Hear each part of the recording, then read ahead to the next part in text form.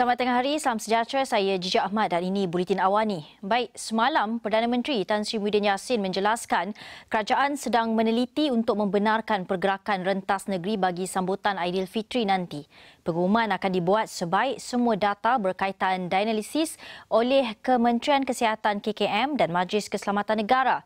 Sebelum ini kita tahu sejak kebenaran rentas negeri banyak kluster-kluster baru wujud dan ini akan menimbulkan kerisauan yang lebih terutama melihat kepada risiko kebolehjangkitan COVID-19.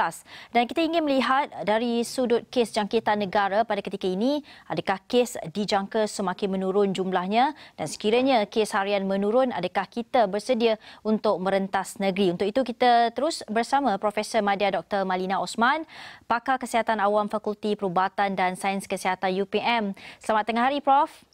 Ya, selamat tengah hari.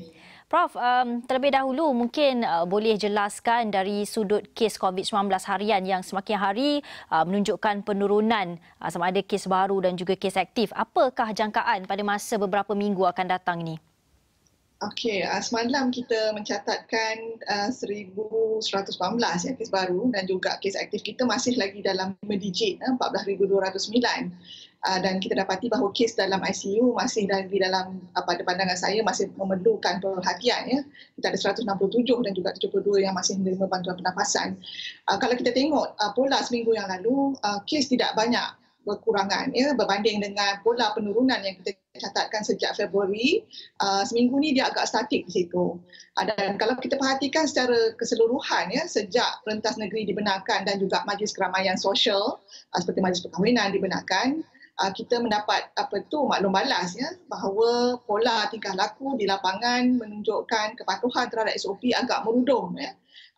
Dan kita harap dalam masa yang terdekat ni ketidakpatuhan ini dapat dikurangkan dan sekiranya pola berkenaan kekal ya, saya risau ya, apa yang kita harapkan kes berkurangan sehingga ke 1-2 digit menjelang Aidilfitri tidak dapat dicapai dan kita harap ya potensi untuk gelombang keempat ya seboleh-bolehnya untuk kita elakkan.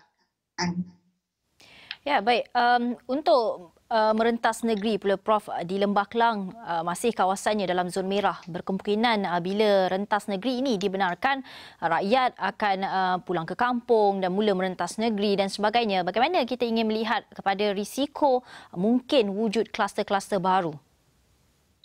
Okey, kita seperti mana yang pernah kita bincangkan sebelum ni dalam masyarakat kita, masyarakat Malaysia ya, kita sangat ramah ya, antara satu sama lain ya, dengan mana-mana individu, terutama dengan keluarga yang rapat. Apabila kita berada dalam satu majlis ya, ada makan minum, berborak, bersembang secara santai, tidak kadang-kadang SOP itu tidak dapat dipatuhi ya.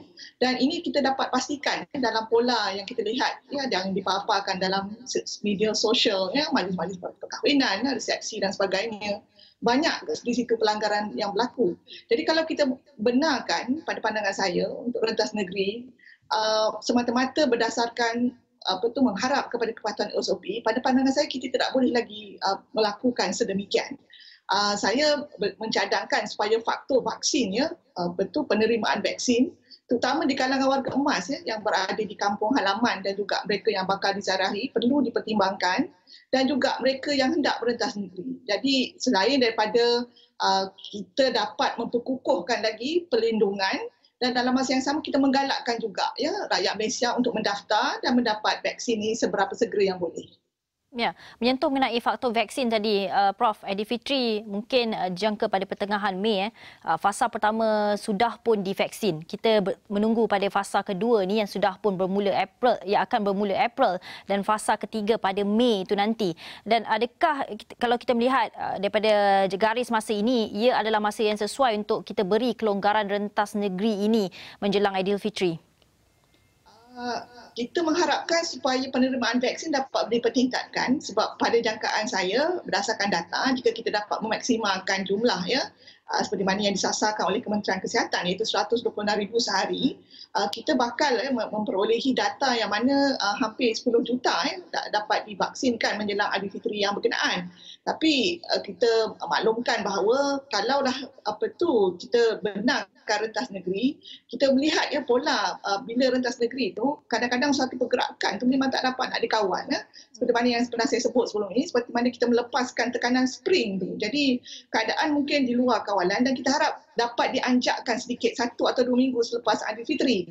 Tapi keadaan tersebut bergantung kepada pola tingkah laku kita pada masa sekarang. Maksudnya kepatuhan terhadap SOP itu perlu kita kekalkan supaya tidak ada kluster-kluster baru ataupun kes-kes yang baru yang dapat menyumbang kepada peningkatan kes dalam tempoh 3 hingga 4 minggu yang akan datang.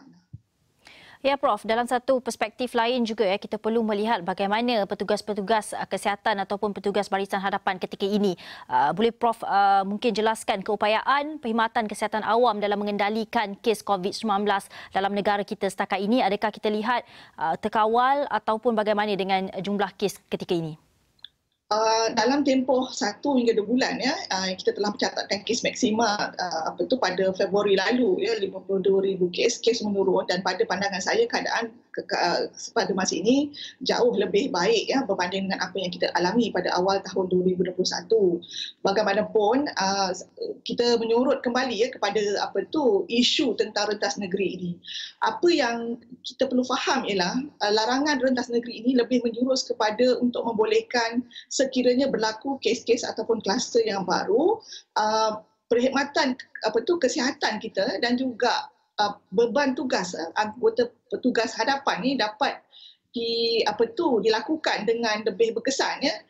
Kita bayangkan bahawa telah dilaporkan sejak awal tahun lalu, awal tahun ini iaitu sejumlah 3,170 kes yang berkaitan dengan kes rentas negeri. Ini adalah jumlah kes. Kita bayangkan berapa banyak pengesanan kontak yang perlu mereka lakukan. Dan sekiranya ini dibenarkan, kita bimbang ada nanti kes-kes yang baru. Satu perkara yang kita perlu faham ialah pengesanan kes ataupun pengesanan kontak terutamanya bukanlah satu tugas yang mudah. Dan dalam masa yang sama kita perlu faham anggota kaki tangan kesihatan kita juga bertungkus lumus untuk memberikan vaksin kepada mereka-mereka yang telah mendaftar. Jadi kita risau jika ada kes baru, kluster baru, program vaksin ini mungkin akan terjejas berikutan dengan terpaksa memberikan rawatan ataupun pengurusan kepada kes-kes yang baru dikesan. Ya, baik, terima kasih Prof. Itu tadi Profesor Dr. Malina Osman dalam membincangkan mengenai kemungkinan rentas negeri pada Aidilfitri nanti.